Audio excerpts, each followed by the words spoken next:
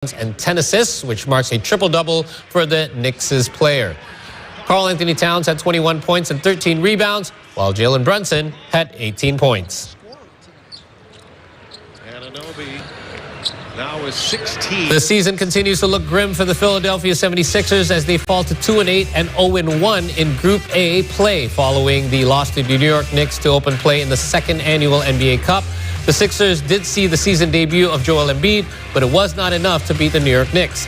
Embiid played 26 minutes in total in his return. He had 13 points, but he went a dismal 2 of 11 from the field with 5 assists and 3 rebounds. He clearly showed a lot of rust in his first action of the season.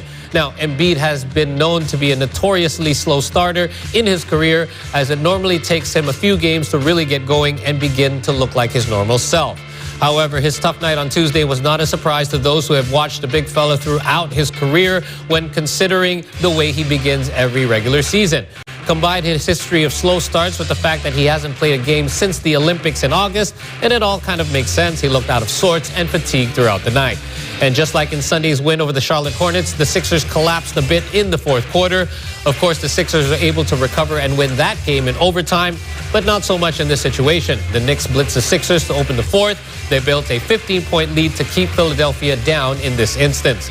The Sixers were getting good looks from the likes of McCain, Gershon, Yabusele, and others, but Philadelphia could not find any offense to keep up with the Knicks as Jalen Brunson and OG Anunoby took charge.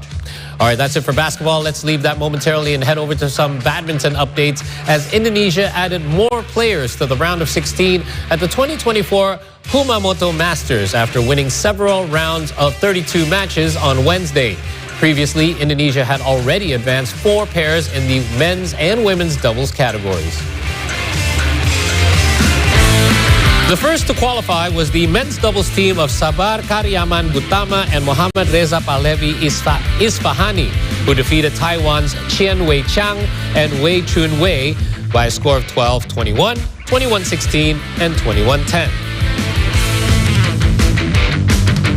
Mixed doubles pair of Rehan Naufal Kusharyanto and Lisa Ayukusuma Wati followed with a hard-fought win over Taiwan's Li Bingwei and Li Chi-chun, scoring 15-22, 21-14, and 21-19. And another mixed doubles team of Rinov Rifaldi and Pita Haningtias Mentari advanced after a straight game victory over Thailand's Supak Jomko and Sapsiri Taira Tanatachai, 21-13 and 21-18. And finally, in women's singles, Gregoria Mariska Tunjung secured her spot in just 39 minutes by beating Japan's Tomoka Miyazaki 21-15 and 21-12.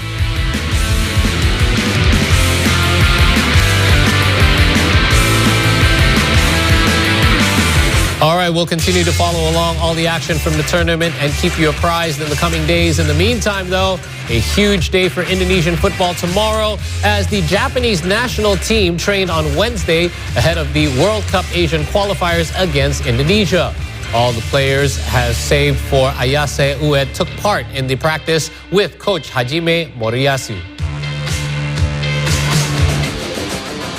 The Japanese national team is gearing up for the World Cup qualifier against Indonesia tomorrow.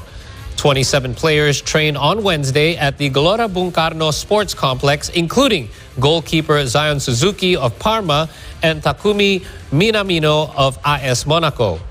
This marks the first full team practice for Japan after the 6-man practice took place earlier on Monday. The team only allowed reporters to cover the first 15 minutes of the session, which included jogs and rondo drills. The Samurai Blue currently leads the standings of Group C with 10 points from 3 wins and a draw. Meanwhile, Indonesia sits in 5th with 3 points from 3 draws and 1 loss.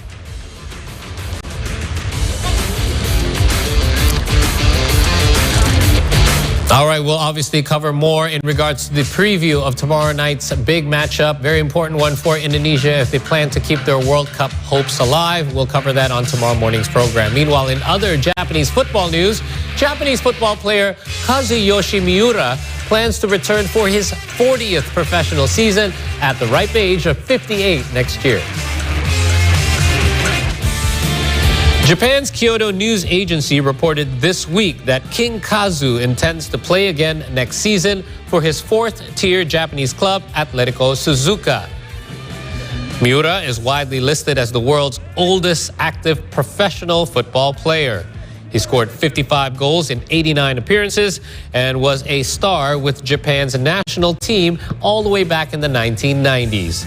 Miura has also played professionally in Brazil, Italy, Croatia, Australia, and Portugal. He first made his debut in 1986 with Brazilian club Santos, a side that was made famous by Brazilian star Pelé.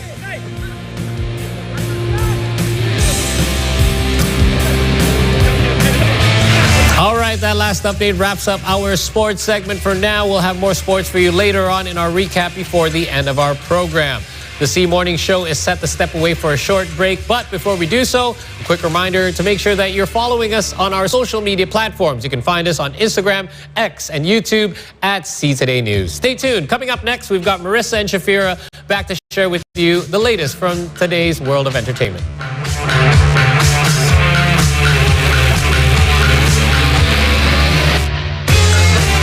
Sudah dipastikan itu belum ada pengobatan yang bisa mengobati DM1. Pernah berpikir untuk mengakhiri hidup aku sendiri karena waktu itu aku merasa sendiri, sama sekali nggak ada yang bisa aku ajak bicara. Pada saat yang bersamaan aku sama papa konsumsi sebuah suplemen dan papa waktu itu mulai drop beberapa kali masuk ke rumah sakit. Vitiligo ini sebenarnya bukan kulit yang perlu disembuhkan tapi mentalnya yang perlu dikuatkan. Hello, you're watching C3 Updates with me, Indra Marpal. The latest from Indonesia and the world. Over 200,000 Palestinians workers without jobs. Presented in an accurate, Expected to reach 4.95 meters. timely, and up-to-date manner. Democrat Tim Walz and Republican J.D. Vance went after each other's running mates on Tuesday. Only on C3 Updates every Monday to Friday at 2 and 4 p.m.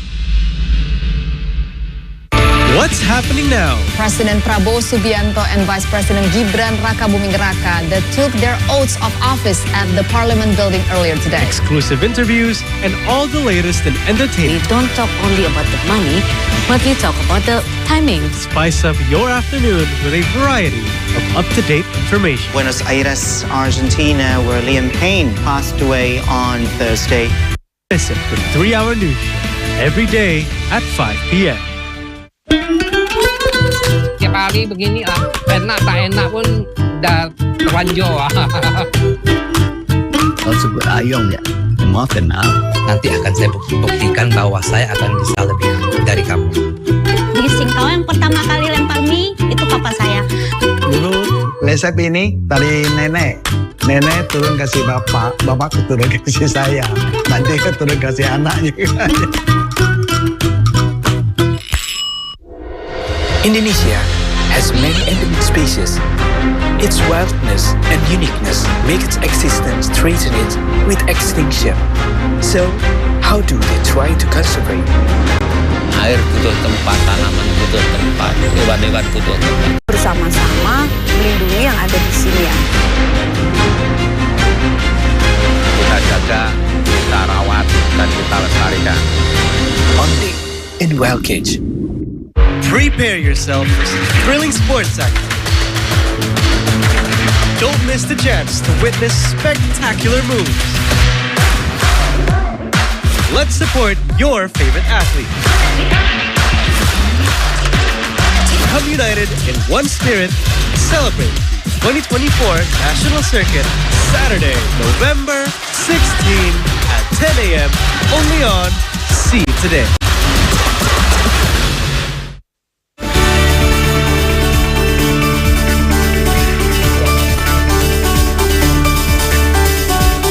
Welcome back to the C Morning Show, and it's time for us to give you a daily dose of entertainment. Yes. The first story is from iconic Indonesian rock band Kotak.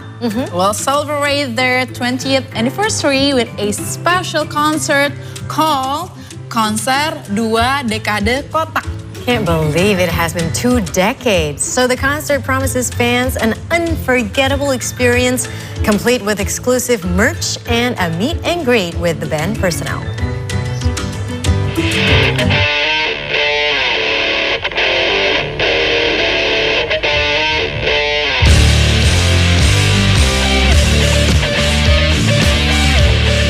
Kotak, known for hits like Buaksi, is set to rock the stage for the 20th anniversary concert, Konser 2 Dekade Kotak, at the Gbk Basketball Hall in Senayan, Central Jakarta on November 23.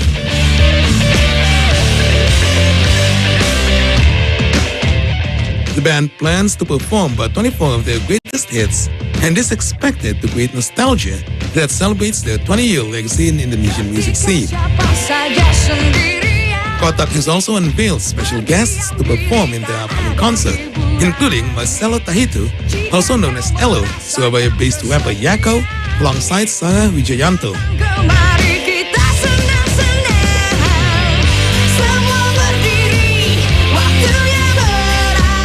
Tickets for the concert are available in 2 categories, namely Tribune for 300,000 rupiahs and Festival for 350,000 rupiahs. They can be purchased online at locket.com or on-site on the day of the event. Online ticket buyers will also receive exclusive merchandise and the chance to join a meet and greet with the band once it starts.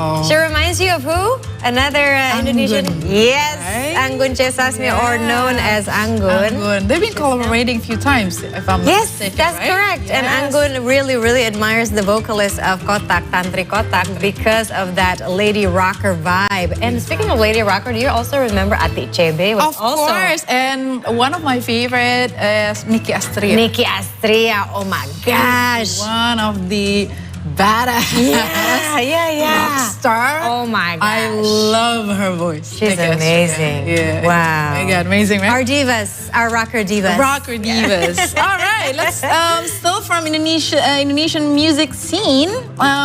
We have a story from Dipa Barus, is the DJ. The DJ. Yes, is back in the local music scene. This time is collaborating with Kunto Aji and the Adams on his latest single, Rima Raga. Have you heard of Rima Raga? Not yet. Okay, I guess we're gonna have a little bit of the music, because Dipa Barus is usually very synonymous with sort of like dance music, right? And Kunto Aji is also interesting because he makes beautiful music, amazing lyrics. So this is a great collaboration. Yes, indeed. Rima Raga marks his first release as a lead artist since his 2021 single, Keep It Hush. With regards to the collaboration, Dipa believed that Kunto Aji's vocal depth perfectly captures the song's emotional nuances. Kunto Aji immediately agreed to the offer and even contributed on writing the lyrics, of course, when you deal with Kunto Aji. Good at it, really. Yes. So during the creative process, Dipa also invited guitarist of Swallow Band, Idam, and the Adams to add a powerful layer to the song. The synergy of these 4 artists, each with unique musical backgrounds, creates a distinct and cohesive sound, setting the song apart from Dipa's previous works. Wow! Fresh, very fresh, and we kind of miss this kind of collaborations in Indonesian music scenes, I think.